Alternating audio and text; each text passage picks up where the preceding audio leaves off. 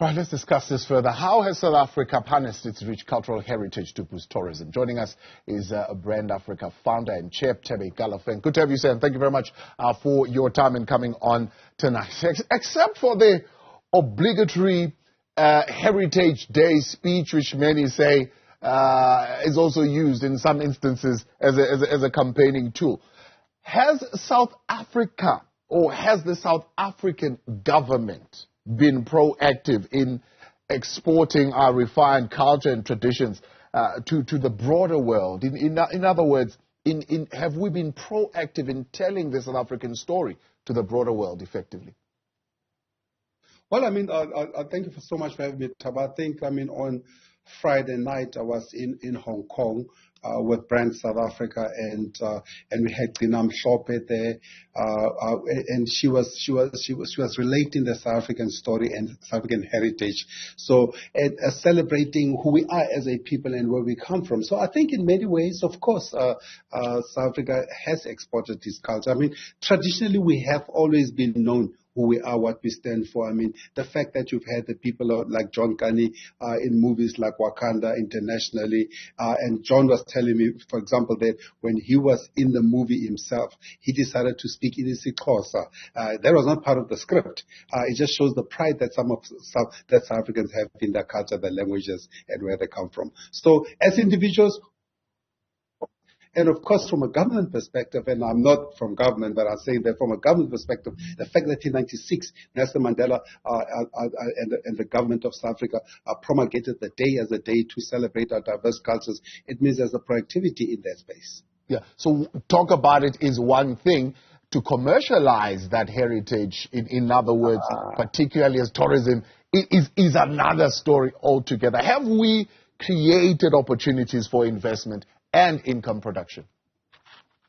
Well, I don't think we've necessarily been successful at quote unquote commercializing it. I mean, if you look at, I was last month, the beginning of the month, I was in Eswatini to go to attend the annual Umhlanga Rich Dance, and I was just astounded, and the number of people who would come into Swaziland to celebrate that day.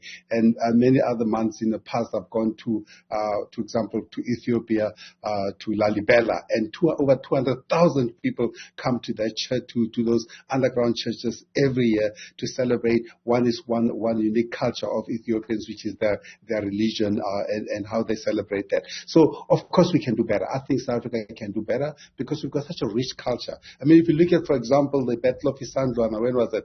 1879, when the Zulus with their bare hands defeated the British here in South Africa. We have not been able to commercialize that, if you will, not just to commemorate it, but to create movies and all those things, to create institutions, to institutionalize the memory in a way that people come in throngs from all over the world and say, I need to see how that is done. I think Mbongeni Ngema at one stage did create the Battle of Isandlwana play, but beyond that, I don't think we've done an excellent job of doing it. I think we can do a better job as a country. Yeah. We're missing that opportunity. Countries who have done it well, what have they done? I mean, for example, the criticism would be that we do not have, for example, a holistic heritage management system, i.e. having particular heritage-related tasks, talent training programs, for example, that would ensure that at least we've got that in line. Also, local governments, in particular, they don't seem to be, by and large, incorporating heritage conservation into their fiscal budgets. What are some of the things that you'd say countries who have got it right have put in place? I think broadly across the continent, the challenge has always been a matter of priorities. Do you prioritize putting food on the table, roofs over people's heads, or do you prioritize celebrating their history and their culture? That's always been a problem. I don't think it's either or. I think you have to be able to do both because they both feed each other. I've mentioned just a few of the countries I've been to. I've been to every country in the continent, but I've mentioned some of the few which I believe are doing a superb job of it, because what they've done is they have put it as a calendar event that everybody knows about it. They promote it months on end, and everybody goes to those countries. I think from a South African perspective, we've always had a challenge in terms of how we as a country, how we institutionalize those important heritage months other than just promulgating a date. So we need to your point, we need to go beyond promulgating a date. We need to institutionalize them. We need to invest in them. We need to create a resource, or to put resources behind these institutions and enable their activation. I mean, we've got lots of institutions, whether it's the National Arts Council, whether it's the National Heritage Council of South Africa, whether it's the Department of Art and Culture. So we've got the institutions, if you will, the government. But what we need out of those, we need to take them beyond paying salaries and creating jobs to really creating memories and telling the story of South Africa across its diversity. Yeah. I mean, when I'm in Cape Town, for example, I'm astounded because I'd go into the fort. I mean, growing up as a kid during apartheid in South Africa, we used to be forced to draw the fort. So when as an adult I got to see this thing, I said, oh my goodness, so this is what it is. So institutionalizing it goes beyond just promulgating them, but it's also about putting them into the education system, teaching the children. Yeah. I mean, I think that was one of the successes of apartheid for its own culture. That what we need to do, if you have to build on, if you have to learn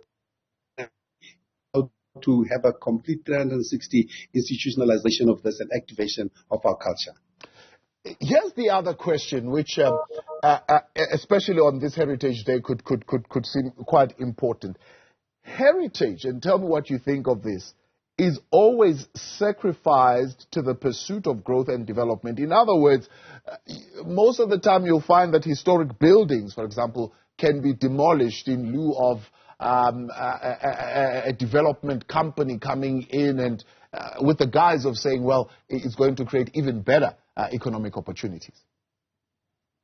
Well, we have seen that challenge, haven't we? I mean, if you go to Soweto, for example, recently there was the issue about whether we destroy Ayetu cinema, which is an important cultural symbol, but it's also a cultural and political symbol. Do we destroy Ayetu and create a mall? I mean, South Africa is over-malled and overdeveloped commercially, if you will. So, of course, I think there is that challenge that we face in the country. But then again, it goes perhaps to what you say, that if we had a holistic and enforced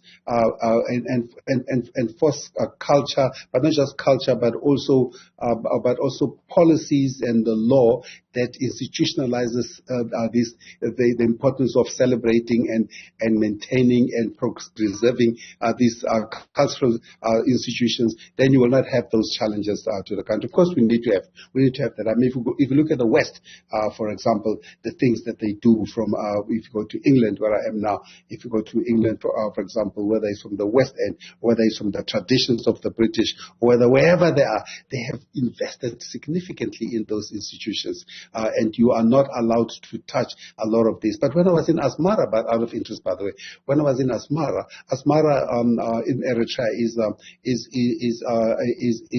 the only heritage city in the world, a World Heritage City in the world. Because remember, there's World Heritage Site, but Asmara is a World Heritage City. And they truly mean and they protect that. I mean, if you go into the city, you are not allowed to touch, to move the building, to change the color, to remove, to change the window, to move it anywhere else. You will be jailed, you will be punished, you will not allowed. Yeah. So you need that kind of also accountability or enforcement. So there's even a general awareness among the people that within Asmara city, you cannot touch the entire city. It has to be kept as pristine as it was from the 60s. That you touched on that again. I mean, even earlier on, even yourself saying you were aware, for example, of a precious heritage a product in the Western Cape only now, right? The overall awareness, right? Many would say, well, you know, heritage conservation, for example, the work that is put in there requires a substantial capital input, and the budgets that we have are not going to be able to cover that, so you need some widespread local support and engagements with the products so it's to be able to raise the kind of money that you need to keep those products open and operating. How well are we doing in promoting that support and engagement locally? Well, I mean, let's start with education first. Education is one of the highest expenditures of the Republic of South Africa. So it takes quite a bit of, I think that it must be one or two share of the annual budget of the country. Now, I made an example earlier from apartheid era, for example, that we were forced to learn how to draw, to understand what the fort means and all that part of the Voortrekker heritage. We can do the same in a new South Africa. We can start at that level. So we're already spending money. The question is, are we spending it in the right places? So that's one other place to create early awareness and early engagement from childhood already as you're growing up, to be able to understand what these things mean and what they stand for and what it means for our history. And I mentioned a whole lot of them. The Battle of Isandlwana is just one, 1976. It's our culture and our heritage. It's a political heritage, but it's also history. Because I think history and culture and heritage go together and cannot be separated, because sometimes the history defines our culture, sometimes our heritage and the heritage define our history as well. So I think it starts at that level. The second one is we're already spending money on tourism. We're already spending, and we know that tourism accounts for about 5% of the jobs in the country. We already know that tourism accounts for almost 10% of the GDP of the country, and when it's in full gear. If we're already spending money in all those, and we know the receipts from tourism, then perhaps the question is, how well are we spending the money from tourism to be able to direct people to those institutions? And remember, now you've got the departments or the local authorities or the national authority, and then you've got the agencies which promote marketing. The local authorities need to be investing in the infrastructure instead of put the money into the infrastructure of tourism and heritage, while the agencies promote people to come to those things. They're already doing this. So the question for South Africa has always not been the fact of whether we do or do not have incredible diverse heritage and culture. The question has always been whether we're spending the money in the right places or whether we're spending the money the right way. We've got the money, we've got the heritage, we've got the culture, we've got what we need to do. We need to invest it into the right places. Yeah. Talking to you, of course, we can't escape having the transformation conversation, isn't it? And that is also a question around government policies which are geared towards the commercialization of tourism. We saw, for example, during the lockdown period, a government trying to introduce a fund, and they said, no, this would prioritize, for example, tourism products which were are owned that by previously disadvantaged. They took them to court. Obviously, they ended up not winning that particular case. The court saying that particular regulation was unconstitutional. But what policies do you think? I know you've had some kind of thinking around it, and you've made some contributions in the past around this particular space. But what policies do you think we still need towards tourism or tourism industry transformation in the country that could put us in a better position? Well, one of the biggest challenges for South Africa, for example, has been the fact that we're not spending enough money and time and effort in in township tourism. Now, if you go to the townships, for example, if you go to, let's just take one that everybody knows, Soweto, for example. Let's take Mandela's house, which was at one stage during COVID or so was under the hammer. We should not be in a situation where such an important part of our history and our heritage is under the hammer, because people go to Vilakazi because they want to go not just eat at Nambita, but they also want to go to visit Mandela's house, or they want to go around the corner to Desmond Tutu, or they want to go around to Mandela's other house. So we have all those properties and institutions. The question is, are we investing enough money in preserving them and maintaining them? I mean, the house in Soweto for Mandela, for example, was beautifully set up because they tried to retain the original house. But the fact that it could now be under the hammer was a bit worrying, because it shows that it says to us that perhaps we're not protecting that which is important. The same with Lily's farm, for example, where Mandela's firearm is still the firearm that Mandela is supposed to have hidden is still somewhere there, hidden somewhere. So, and that's also, it's been under the hammer, it's been closed, it's been open. It's a problem. I think the part that we need to invest a whole lot more on is our political heritage, if you will, because our history is, as I've said, and our heritage are well integrated together. So we need to spend time in the townships. All our townships have got something interesting to look at. We go to Bramford, for example. Challenge of Bramford as well. Winnie Mandela's house. Winnie's been, may so rest in peace, has been dead has been gone for so long. That house has been part of the history of South Africa, but that house has not been developed as it should have been. So we can go from city to city, country to country. We are not doing enough in township tourism. We're not doing enough in domestic tourism, getting South Africans themselves to move around the country and get to know the country. A whole lot of South Africans, they can tell you 20 things about London, about Paris, and about New York.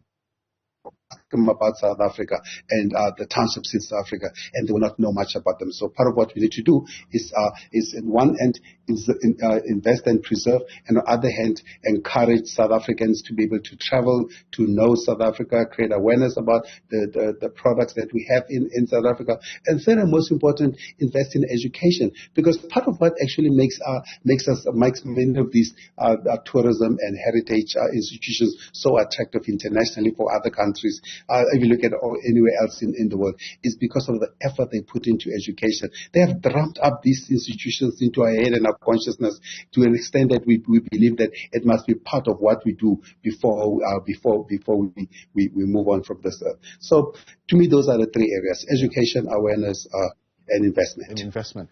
Well, you are in Europe currently, and you do frequent that part of the world and part of Africa quite often. There is a era now of heightened sustainable travel. People are taking advantage of that, embracing sustainable and responsible tourism. Is South Africa taking advantage of that particular opportunity? Of course, there's lots of, if you talk, I guess, last week, 2 weeks ago, I was speaking in Sun City at the Tourism Business Council of South Africa, and responsible tourism was an important part of the conversation. This past weekend, last weekend I was at the Kruger as well, and at Chokwane, which is an untamed part of Kruger, and the discussion there as well. There were a bunch of other South Africans, and the discussions there again was how do we promote sustainable and responsible tourism. And I was quite impressed with the work that, for example, Sandparks is doing in that part of the world, in the Kruger, to promote and to drive and to protect responsible tourism. So as a country, of course there are pockets of excellences. That's the thing that's always been about South Africa, is that there's pockets of excellence. And what I saw in the Kruger in real action, not just in theory, was responsible tourism at work through the same parts of the world. What I heard at Tourism Business Council when I was speaking there 2 weeks ago in Sun City was how heightened this subject is on the agenda of tourism, property owners as well as our promoters. So of course it is, and in my past life, having spent 10 years on the board of WWF, Worldwide Fund for Nature, I know that's the one thing that we've looked in terms of sustainability is the top of the agenda for us. So I spend a lot of time in the continent. So probably 90% of my time is in the continent, and I try and avoid all these other places where I am now. But what I try to do is to try and see and to promote and to champion what we do for the country, for countries, from responsible tourism, accountability, and taking pride in what makes us unique. Thebe Ikalafeng, appreciate your time as always. Thank you very much for coming on. That is the Brand Africa founder and Chair Thebe Ikalafeng.